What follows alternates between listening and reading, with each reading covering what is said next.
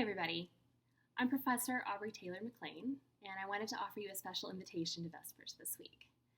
So, to explain why I'm the one inviting you, I have to tell you a little bit about me, and some of you already know, but some of you don't, so here we go. I'm a professor in the Theology and Ministry Department here at Greenville, but I'm also in charge of the Jewish Christian Studies program. So the Jewish Christian Studies program is a pretty unique thing. Not many Christian universities offer something like this.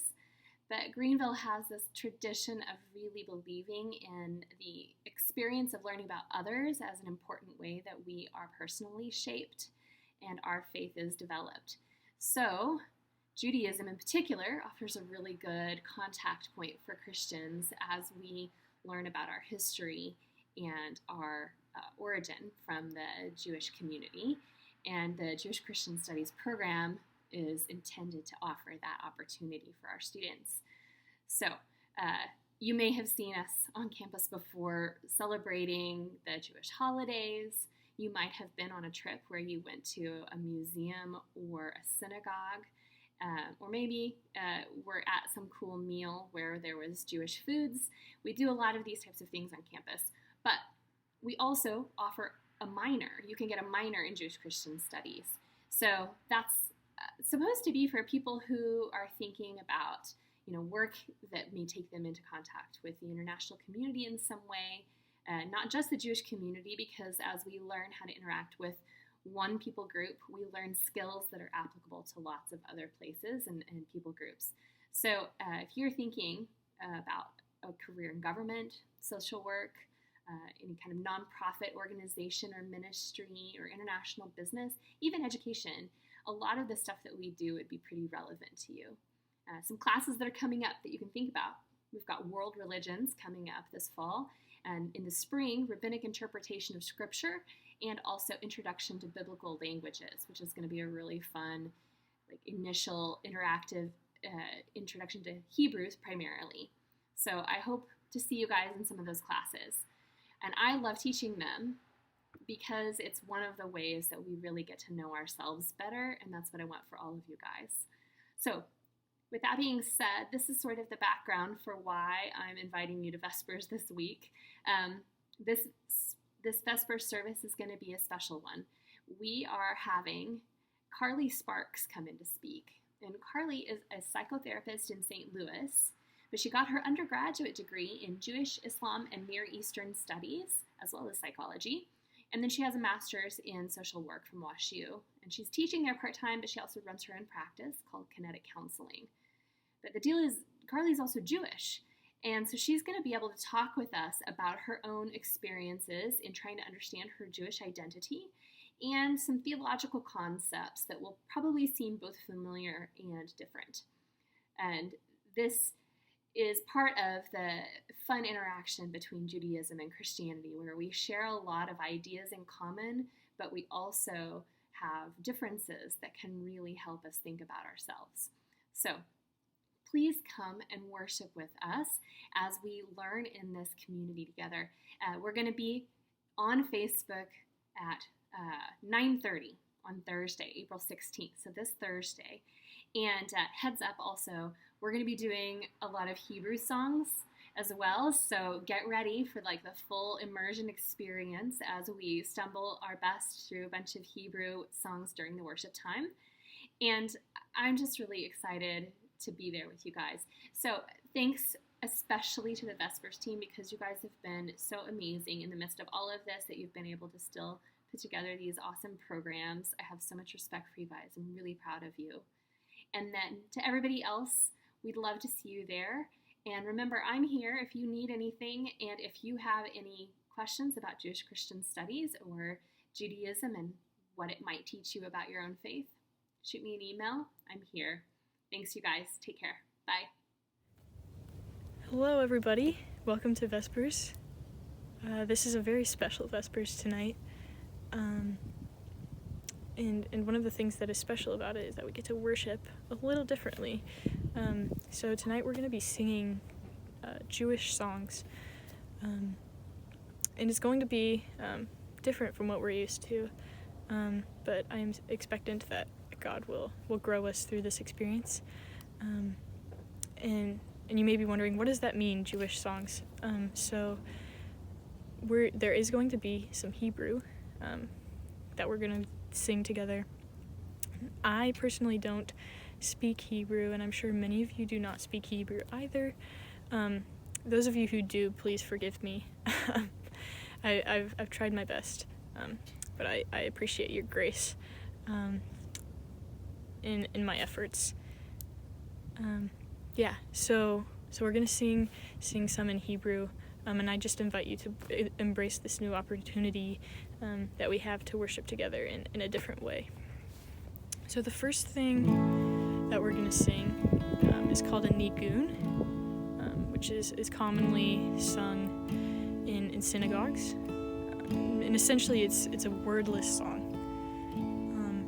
One way to think about it is, sometimes you're praying and you can't find the words to say. You just don't have the words. You don't know how to express how you're feeling.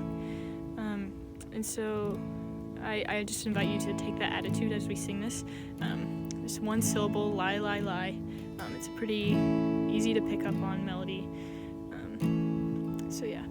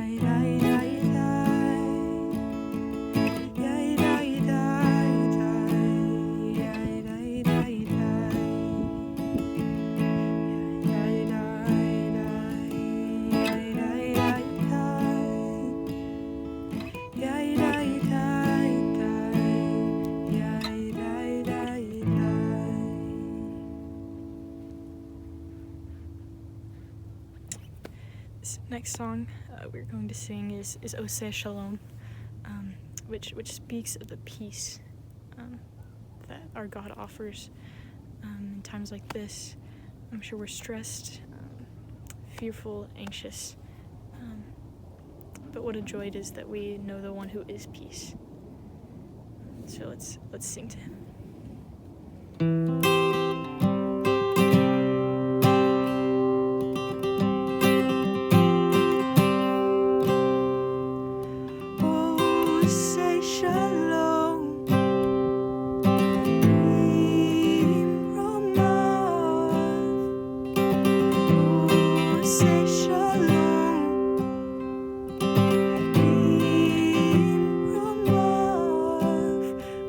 Say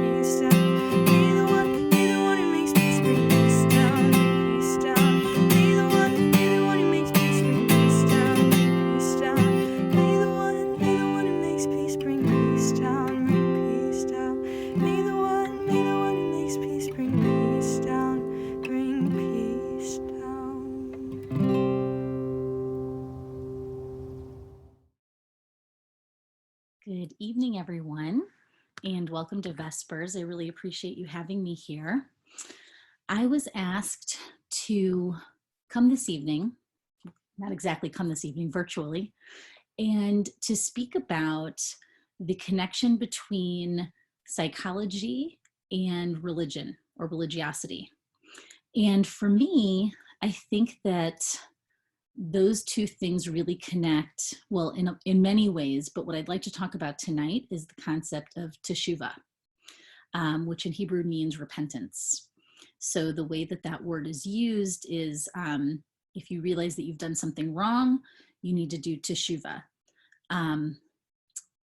So what's interesting to me is that in Judaism, it's not about saying sorry. Those are just words. The concept of teshuvah is very, very active. It's about transformational change. And I'll get to this later, but that's really what therapy should be too. That's, to me, the whole point. So when we talk about transformational change, what brings that about? I think it can be a lot of different things. It could be that you recognize yourself that you've done something that you're not proud of and that you'd like to be better. It could be that there's a big change going on in life, like a graduation, a pandemic, maybe a death. There's a lot of different things that could bring about the realization that reflection is needed. It could also be something that's just about you, right? There's a Jewish holiday once a year called Yom Kippur, and it is a holiday of teshuvah. And it's not necessarily, it can be about, asking for forgiveness from people in your life, but a lot of it really has to do with looking inward. In fact, many people even spend the entire holiday in complete silence, utter silence, reflection, really going inward and trying to figure out what the last year has looked like and what they need to do differently. That's the transformational change part. Looking back and deciding if they have been able to make changes in life, if they're on a pathway that is for the better. What I'd like to talk about also is what led me to what I like to believe was some transformational change. So when I was in high school, I found myself feeling very empty. I was at a public school and had a boyfriend and was very involved in a lot of different activities, but I really kind of felt like things weren't meaningful. And then a friend of mine who was 16 died of cancer. And then I sort of doubled down on that feeling of, why am I here? What am I doing? I didn't really like myself. I was in a toxic relationship and just found myself just feeling like I wasn't being my best self. So I, number one, wanted to find meaning in this tragedy that just didn't make any sense at all. And I also wanted to figure out why I was here. Why did she live to be 16 and I was still here? And because of that, I felt like I needed to make the most of it. So for me at the time, what that meant was I dropped out of high school. I moved to Israel and I did a very deep dive into Jewish studies. I felt like I needed to look there for meaning and for a path towards being a better version of myself. And that's pretty much what I found. I was very, very lucky to find some incredibly important principles that I think goes beyond Judaism, beyond the boundary of any religion or any really way of thinking. It was about transformational change, teshuvah. In therapy, one of the gold standards of therapy is cognitive behavior therapy. And what that really means broken down is that our thoughts, our behavior, and our feelings are all connected. And so if you change one, you can kind of change the other two. feelings are probably the hardest to change. Behavior might be the easiest. Thoughts are somewhere in between. But what I was finding is that the more religious I was getting and the more I embraced Judaism, the more I was doing CBT. I found that the more I practiced what are called mitzvot, there's 613 mitzvot in Judaism, which means commandments, but it could also be translated as good deeds. And one of the reasons that it can also be translated as good deeds is that each and every one of these mitzvahs is meant to make you a better person. So the kinds of things that it taught me had to do with everyday living, but it also reflected importance in everything. So these 613 mitzvot, it was about how to behave to strangers, how to treat someone when they come to your door, what to say when you see a rainbow for the first time that year, what prayer to say when you eat certain foods. It was about appreciating everything. It was about mindfulness, practicing acceptance, especially in prayer every day, 3 times a day. It was about exercising empathy for myself and for others, practicing gratitude. It's very hard to say a blessing on almost everything throughout every day and not really get very comfortable with gratitude. And just creating a sort of a mindful awareness of me in this world, what I could control, what I couldn't control, and what my effect was on the people around me, including myself, because the way that I behave and the way that I thought about things very much affects me. When I talk to clients in sessions, one of the most powerful things that people have is their own voice, which I seem to be losing right now. But their own voice, meaning we all have a running narrative in our head. It's called self-talk.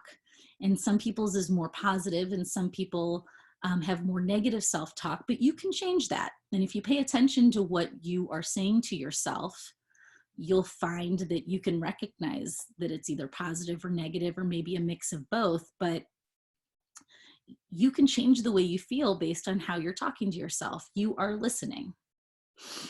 So I had to learn how to talk to myself differently and how to listen to myself differently.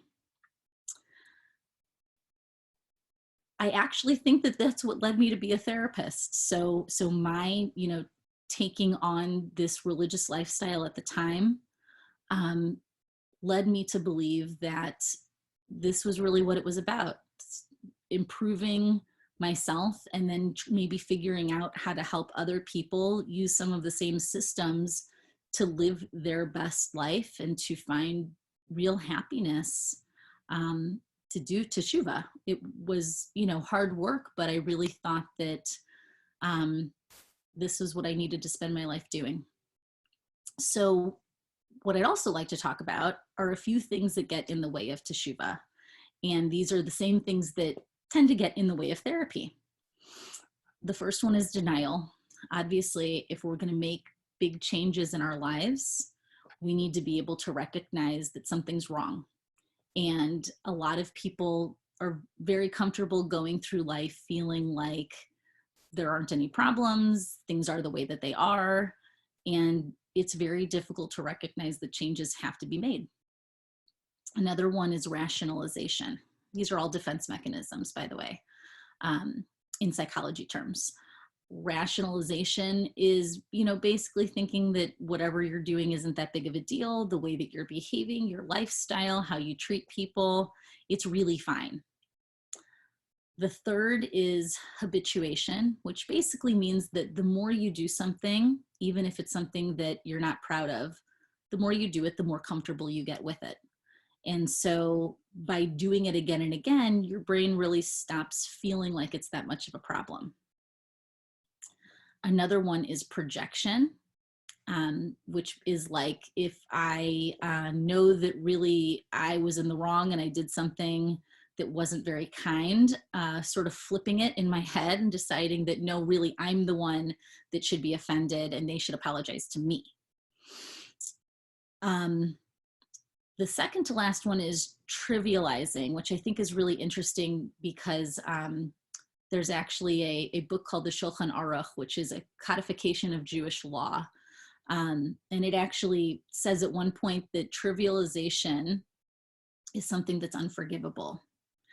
And I think that's interesting to think about, maybe because you are intentionally not considering the effect that your behavior has had on someone else. You are literally making light of it, and deciding that you don't have real power in that person's emotional life. That's the opposite of teshuvah, because with teshuvah, it's taking full responsibility and really figuring out how to make changes so that you aren't going to do the same thing again. The last one is ego.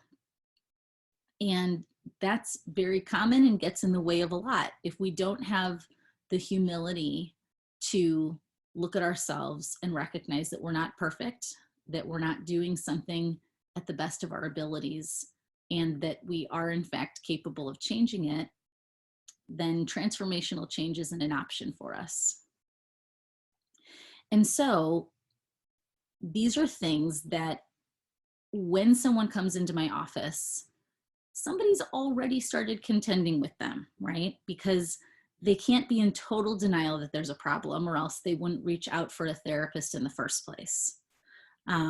They might still be rationalizing what they're doing, but they're also looking for a third party to help them figure out maybe to what extent they're in the wrong or what exactly they could be doing to make those changes. Even if they're used to doing the thing that they've been doing that they're not happy about, habituation, they recognize that maybe they could go beyond that. It's really about coming in and reflecting on what could be different and how things could be better. And to me, there is nothing more inspiring. People come into my office and they've been through incredibly painful events, but at the end of the day, they're sitting on the couch in my room because they appreciate, at least on some level, that their value and their worth as a person goes way beyond whatever that experience was, and that they won't be defined by that in the end. They'll be defined by the transformational changes that they can make as a result of their humanity, as a result of what's happened. They can make meaning out of it, and that meaning can turn into transformational change. So once someone comes into treatment, the therapist should be eliciting some hard truths. There should be some difficult questions being asked to promote the kind of reflection and the kind of changes that need to happen. All of the insight and reflection in the world, though, doesn't produce change. And that's why if you're working with a therapist, you should be reflecting on how these things are coming out of the office, how they're affecting your relationships. Are you able to challenge the way that you're thinking and start behaving differently and start looking at life in ways that promote healthier, more positive relationships with yourself and with others? I hope that if you find yourself at a crossroads or an opportunity for reflection, that your journey can include the process of teshuvah, that it can be an honest reckoning of who you are, of what your potential is, and can promote transformational, impactful, and lasting changes in your life. Thank you so much for being here with me this evening. And I hope everyone's staying safe and healthy. Thank you.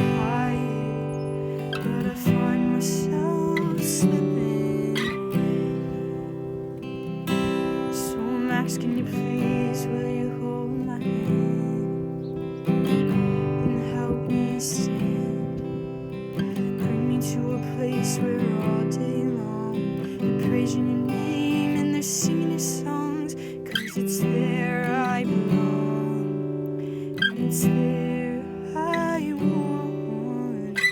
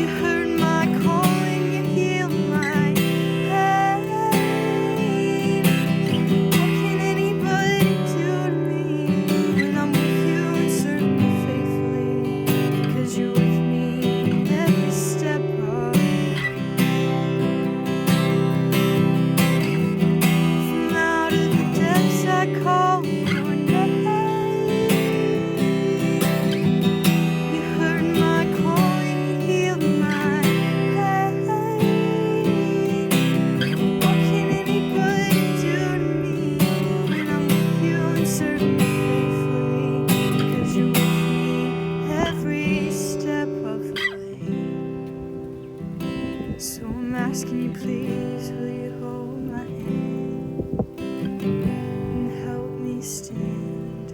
Bring me to a place where all day long they're praising your name and they're singing your songs, 'cause it's there I belong, it's there I want to be.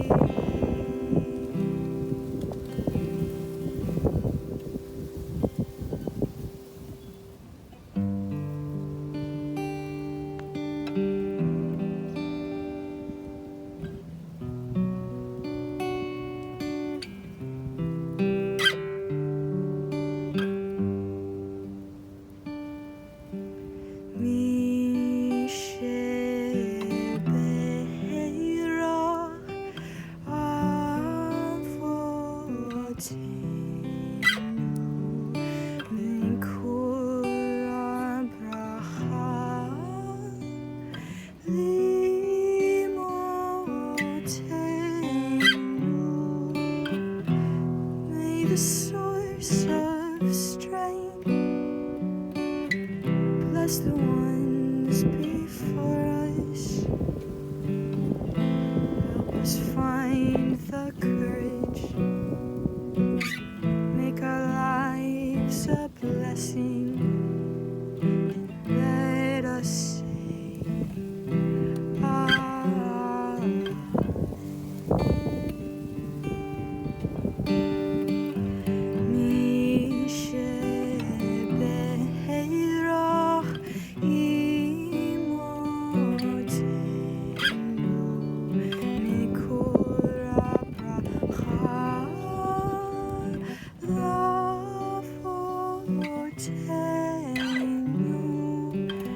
Bless those in need of healing with refuah shlema, the renewal of body, the renewal of spirit. Let us say Amen.